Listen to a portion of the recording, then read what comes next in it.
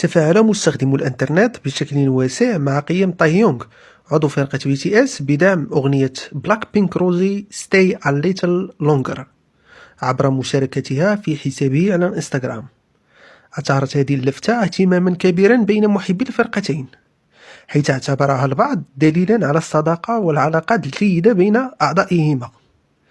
انتشرت المشاركة بشكل واسع على منصات التواصل الاجتماعي، مشعلة نقاشات وتحليلات حول طبيعة العلاقة بين تايهيونغ وروزي، معبرة عن الإعجاب بهذا الدعم المتبادل بين فنانين من أبرز الفرق الكورية. تستعد جيسو عضوة فرقة بلاك بينك الشهيرة لإطلاق أغنيتها المنفردة الجديدة أمور مونتاج في 14 فبراير 2025 بالتزامن مع احتفالات العالم بعيد الحب. هذا التوقيت المميز يضفي على الإصدار المنتظر طابعا رومانسيا خاصا ويزيد من ترقب المعجبين. من المتوقع أن تقدم بلاك بينك جيسو من خلال هذا العمل الفني رؤية فنية جديدة ومختلفة عن الأعمال الفرقة، معبرة عن مشاعرها ومشاعر الحب بطريقتها الخاصة. تستعد جيني عضوة فرقة بلاك بينك لإطلاق ألبومها الكامل الأول بعنوان روبي في 7 فبراير 2025. يعتبر هذا الإصدار حدثا مهما في مسيرتها الفنية المنفردة، حيث يضم الألبوم مجموعة من التعاونات المميزة، أبرزها التعاون مع النجمة العالمية دوا ليبا.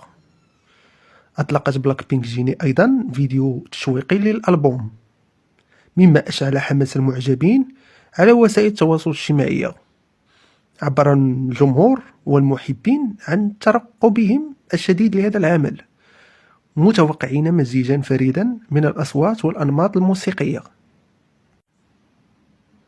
كشفت وان يونغ عضو فرقة إيف عن مواصفات الرجل الذي يجذبها والرجل المثالي بالنسبة لها، مفضلة له النمط الذئبي الصريح على النمط الجروي اللطيف. أوضحت وان يونغ أنها تقدر الرجل الذي يهتم بمظهره وشخصيته وتثق فيه ويسهل التعامل معه، كما عبرت عن عدم إعجابها بالأشخاص الذين يكثرون من التذمر ويفتقرون إلى مهارات التواصل الجيدة.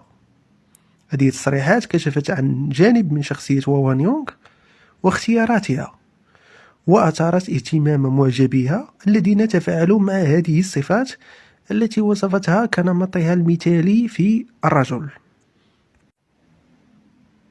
وضعت روزي عضوة فرقة بلاك بينك حدا للشائعات التي انتشرت حول علاقتها الرومانسية بجادين سميث، وذلك خلال مقابلتها الأخيرة مع مجلة فانيتي فير. نفت روزي بشكل قاطع أي علاقة عاطفية بينهما، مؤكدة أنهما لم يتواعدا أبدا. وصفت روزي جادين سميث بأنه صديق جيد، منهية بذلك الجدل والتكهنات التي دارت حول طبيعة العلاقة بينهما. بهذا التصريح أوضحت روزي الأمور وأغلقت الباب أمام المزيد من التأويلات والتخمينات حول علاقتها بجادين سميث، مؤكدة على صداقتهما القوية.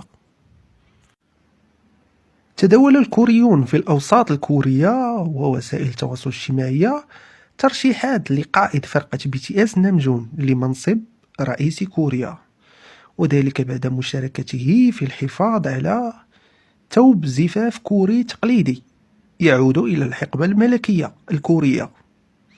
لقت هذه المبادرة استحسانا واسعا، حيث اعتبرها البعض دليلا على وعيه بأهمية التراث الكوري وحرصه على محافظة عليه. انتشرت التعليقات التي تشيد بوطنيته واهتمامه بالتاريخ الكوري، ورأى فيه البعض نموذجا للقائد المثقف والواعي. ورغم أن هذه الترشيحات تأتي في إطار الإعجاب والتعبير عن التقدير، إلا أنها تسلط الضوء على مكانة نامجون وتأثيره في المجتمع الكوري. أثارت مزاعم تركيب أحد أعضاء طاقم وكالة هايب كاميرات على أجسادهم وتفقدهم سكن فرقة نيوجينز في الساعة 3 صباحا بعد مغادرة الأعضاء جدلا واسعا.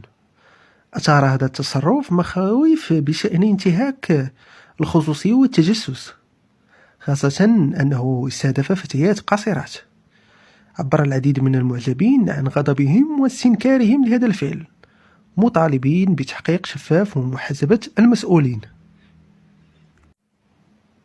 أثارت وان يونغ عضوة فرقة إيف تفاعلا واسعا بين المعجبين بعد ظهورها في حفل إنكيغايو، حيث لاحظ البعض زيادة طفيفة في وزنها مقارنة بإطلالتها السابقة، مما جعل الكثير يعتقد أن إطلالتها الحالية تبدو أفضل من إطلالتها الماضية، وذلك لأنها كانت تبدو ضعيفة وغير صحية، لكنها الآن أصبحت تبدو بمظهر جيد وأكثر صحية من قبل.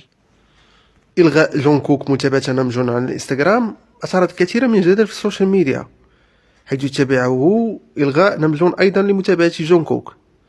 أثار ذلك جدلا واسعا على وسائل التواصل الاجتماعي، حيث انتشرت تكهنات حول وجود خلاف بين العضوين. وصل الأمر إلى التساؤل عن مستقبل علاقة أعضاء فرقة BTS كعائلة واحدة. بعض المعجبين اعتبروا هذا التصرف دليلا على غضب نامجون من جونكوك، بينما رأى الآخرون أن الأمر لا يعد كونه خطأ تقني أو سوء فهم بسيط. هذه الحادثة غدت شائعات قديمة حول تفكك فرقة بعد عودتهم من الخدمة العسكرية في يونيو 2025. أثار بكاء الممثل سون جون كي خلال حديثه عن أداء فيلم بوكوتا سيتي أوف ذا لوست في شباك التذاكر تعاطف الكثيرين. عبر الممثل عن حزنه لمعاناة الفيلم، مشيرا إلى الوضع الصعب الذي تمر به السينما الكورية. أكد سون جون كي على جهود الممثلين في تقديم المحتوى يسعد الجمهور ويخفف عنهم، قائلا: تعاني السينما الكورية، لكن الممثلين يعملون على خلق محتوى يريح الجمهور ويقويه. الحديث عن هذا يخنقني، شكرا لكم. حتى الآن لم يجذب الفيلم سوى 400 ألف مشاهد، وهو رقم ضئيل مقارنة بالدراما الكورية الأخرى. أثار إعلان عن تعاون ليسا عضوة فرقة بلاك بينك مع المغنية الأمريكية دوجا كات في ألبومها المنفرد القادم ألتر إيغو، حماسا كبيرا بين محبي الكيبوب ومستخدمي الإنترنت على نطاق واسع. انتشر الخبر بسرعة البرق عبر منصات التواصل الاجتماعي، مشعلا نقاشات حادة وتعبيرات عن الإعجاب والترقب. عبر المعجبون عن سعادتهم بهذا التعاون الفني الذي يجمع نجمتين عالميتين من عالمين موسيقيين مختلفين، متوقعين مزيجا فريدا ومبتكرا.